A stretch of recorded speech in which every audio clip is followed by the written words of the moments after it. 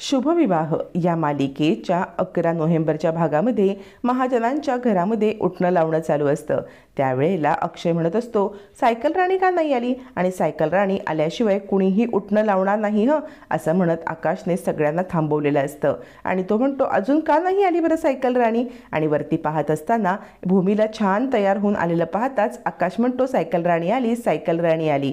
भूमी सुंदर तयार होऊन खाली आलेली असते।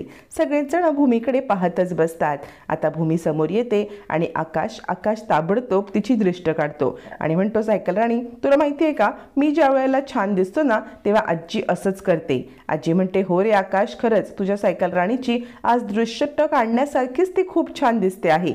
बरोबर केलंस तू आकाश, असं म्हणत आजी आकाशचं कौतुक करत असते। इकडे पौर्णिमाचा नुसता जळफळाट होत असतो। दरवेळेला भूमिताईचं कौतुक, दरवेळेला या वेड्याची आगावगिरी चालूच असते असा विचार करत आता इथे पौर्णिमा स्वतःवरती चिडलेली असते।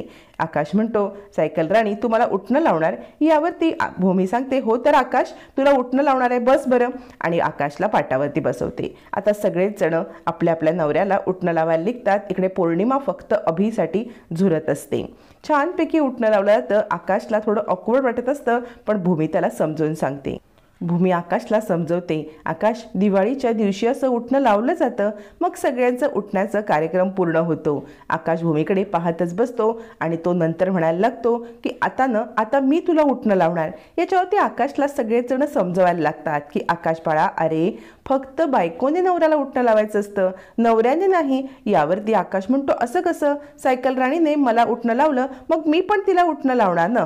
यावरती रागिणी म्हणते, आकाश अरे असं नसतं, म्हणजे फक्त नवऱ्याला बायकोने लावायचं असतं अशी रीत आहे, उलट उठणं लावायचंच नसतं। याच्यावरती आकाश म्हणतो, ए आजी आपण उठणं का बरं लावतो। आजी म्हणते, हे बघ उठणं असं असतं की बायकोचं नवऱ्यावरती खूप प्रेम आहे आणि त्या प्रेमाचं प्रतीक म्हणून बायको नवऱ्याला उठणं लावते। याच्यावरती आकाश म्हणतो, मग माझं पण सायकल राणीवरती खूप प्रेम आहे ना, मग मी उठणं लावलं तर काय झालं बरं। रागिणी नको नको म्हणत असताना आकाश काही ऐकायला तयार नसतो। रागिणी म्हणते, आकाश हट्टीपणा करू नकोस बरं, तू उठणं लावायचं नाही। आकाश म्हणतो, ए तू नको मला सांगूस, मी सायकल राणीला उठणं लावणार। आणि आकाश उठतो आणि भूमीला उठणं लावण्यासाठी तिला पाटावरती बसवतो। सगळेच जण आता एकमेकांकडे पाहायला लागतात। आकाशचं भूमीवरील प्रेम सगळ्यांना दिसत असतं। इकडे आता अथर्व आणि पौर्णिमा सुद्धा तिकडे उभे असताना अथर्व आणि मानसी एकमेकाकडे पाहत असतात आणि आता अथर्व म्हणत असतो, चल मी पण तुला उठणं लावतो।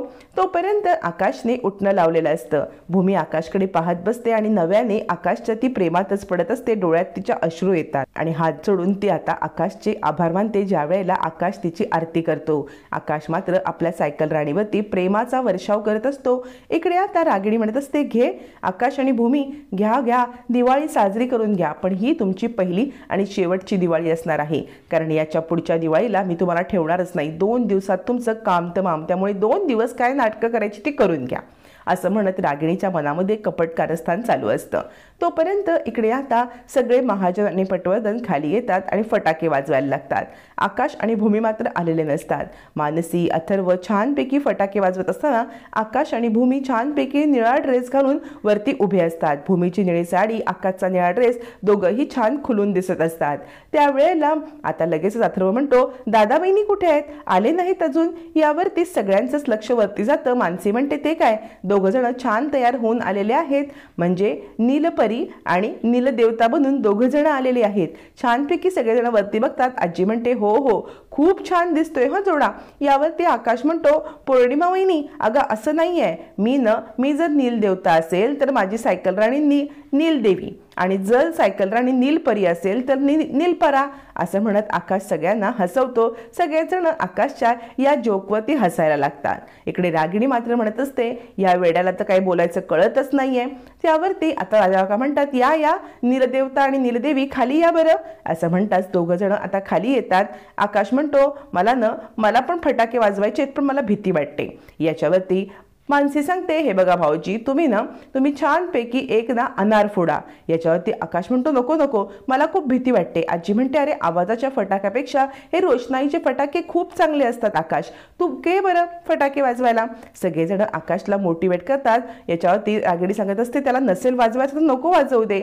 आकाश म्हणतो, नाही मी वाजवणार आहे, असं म्हणत आकाश सुद्धा आता अनार लावण्यासाठी उत्सुक असतो. त्याला भीती वाटत असली तरी सुद्धा भूमी त्याला आधार देत असते की आकाश तुला काही होणार नाही, तू लाव बरं. रागिणी विचार करत असते काय ह्या मूर्खांचा बाजार चाललाय, काही कळतच नाही. मग आता आकाशचा हात हातात घेऊन भूमी त्याला समोर नेते आणि म्हणते चल मी तुला दाखवते. इकडे आता पौर्णिमा विचार करते ह्याने अनार लावलं ना तरी ह्याने मोठं रॉकेट सायन्स केल्यासारखं सगळे टाळ्या वाजवत बसतील, किती ह्या बावळटला भाव द्यायचा यांना काही कळतच नाहीये. इकडे रागिणी पण विचार करत असते या दोघांना जरा जास्तच आनंदाचं उदाहरण आलेलं आहे. आणि त्याच वेळेला रघु काका आता बंगल्यामध्ये एंटर करतात. रघु काका हातामध्ये आता काहीतरी त्यांच्या असतं आणि जेणेकरून आपल्या रूममध्ये जाऊन रूममधून पेपर घेऊन ते पेपर महाजनांच्या आता घरात नेण्याचा रघु काकांचा प्लॅन असतो. भूमी आकाशाकडे फटाके फोडत असताना रघु काका अचानकपणे मागून घरात एंट्री करतात आणि रागिणीला कसला तरी संशय येतो.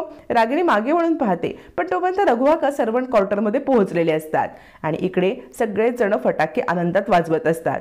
रागिणी इकडे तिकडे पाहते पण रघु काका तोपर्यंत रूममध्ये गेलेले असतात. आकाश सांगत असतो सायकल राणी मी अनार लावला असं म्हणत तो भूमीला मिठी मारतो. सगळेच जण ऑकवर्ड होऊन पाहत बसतात पण आकाशचा निरागसपणा पाहून सगळे हसायला लागतात. तोपर्यंत रघु काका सर्व्हंट क्वार्टरमध्ये येतात. सर्व्हंट क्वार्टरमध्ये येऊन आपल्या कपाटातून ते सगळे कागदपत्र काढतात आणि ते विचार करतात एकदा का हे मृत्यूपत्र मी मालकीणबाईंच्या हातात दिलं की त्यांना सगळं सत्य समजेल. हे मृत्यूपत्र हातात देत नाही तोपर्यंत इकडे बाईसाहेबांची कारस्थानं चालूच राहतील. बाईसाहेबांपासून आकाशबाबांच्या आणि मालकीणबाईंच्या जीवाला धोका आहे. हे मृत्यूपत्र हातात आलं की त्यांना सगळं समजेल असा विचार करत आता मात्र इकडे रघु काका खूप मोठा खुलासा करायला निघालेले असतात. ते आता एका पिशवीमध्ये ते मृत्यूपत्र टाकतात पण त्याच वेळेला त्या मृत्यूपत्राच्या फाईलमधून एक कागद खाली पडतो आणि तो कागद आता रघुच्या रूममध्येच राहतो. रघु काका ती फाईल पटकन आपल्या उराशी कवटाळून भूमीच्या रूममध्ये तिला देण्यासाठी तडक निघतात. पण तो कागद तिकडेच पडलेला राहतो. कागदामध्ये काहीतरी महत्वाचं असतं. इकडे सगळ्याच महाजनांचे फटाके वाजून होतात. भूमी म्हणते मी आतमध्ये जाते आणि फराळाची तयारी करते, तुम्ही या सगळे मागून असं म्हणत भूमी एकटीच आत जाते. आता मात्र सगळेजण फटाके वाजवत असतात आणि रागिणी विचार करते भूमी इतक्या आनंदामध्ये आहेस ना, पण ज्या दिवशी मी या प्रॉपर्टीची मालकीण होईन ना त्या दिवशी तुला ह्या जगातून कायमचं जावं लागेल. रघु काका ती फाईल घेऊन आता घरात येतात आणि ते विचार करतात मी न भूमीबाई साहेबांच्या रूममध्ये हे ठेवतो. पण ते पाहतात तर काय खाली चक्क भूमी आलेली असते आणि ती फराळाबद्दल स्टाफला काही सांगत असते. रघु काका विचार करतात की ही फाईल मी मालकीणबाईंच्या हातातच देतो, इथे ठेवण्यापेक्षा त्यांच्या हातात दिली की सगळं काम सोपं होऊन जाईल. मग रघु धावत पळत खाली येतो आणि आता भूमीला तो फाईल देणार तितक्यात भूमीला आतून स्टाफ मधली बाई आवाज देते की मालकीणबाई लोणी कुठे दिसत नाहीये. भूमी म्हणते 1 मिनिट मी आले आणि रघु काका तोपर्यंत खाली आलेले असतात.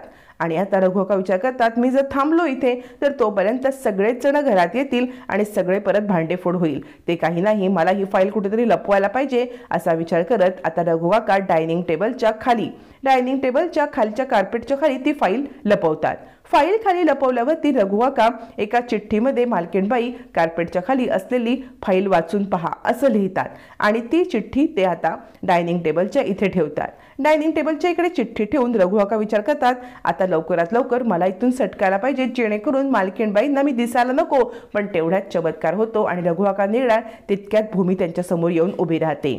भूमी समोर येऊन उभी राहिल्यावरती रघु काका थोडीशी गडबडतात. मालकीणबाई तुम्ही असं म्हणत ते भूमीकडे पाहतात. भूमीला सुद्धा खूप साऱ्या प्रश्नांची उत्तरं हवी असतात. भूमी रघु काका तुम्ही इथे असं म्हणत रघु काकांना ती प्रश्न विचारायला लागते. दोघं एकमेकांच्या समोर असतात आणि आता सत्याचा उलगडा होणार असतो. रघु काका फक्त भूमीला एकच वाक्य बोलतात मालकीणबाई मी न या डायनिंग टेबलच्या कार्पेटच्या खाली एक फाईल ठेवले, ती फाईल मात्र तुम्ही नक्की बघा. एवढंच बोलून रघु काका तिकडून निघून जातात आणि ही माहिती भूमीसाठी खूप निर्णायक ठरणार असते. रघु काका गेल्यावर ती भूमी विचार करते काय बोलत होते रघु काका, कसली फाईल. आणि मग मात्र भूमीच्या मनामध्ये संशयाने जागा घेतलेली असते. भूमी आता कार्पेटच्या खालची ती फाईल काढते आणि मृत्यूपत्राची फाईल वाचताच भूमी हदरते.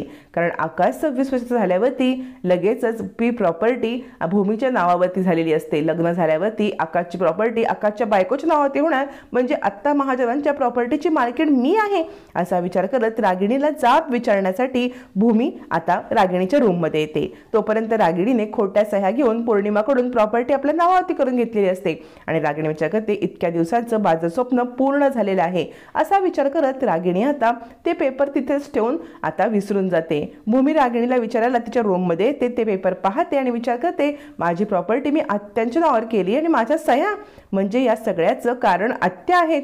रागिणीची खूप मोठी भांडेफोड आता झालेली असते.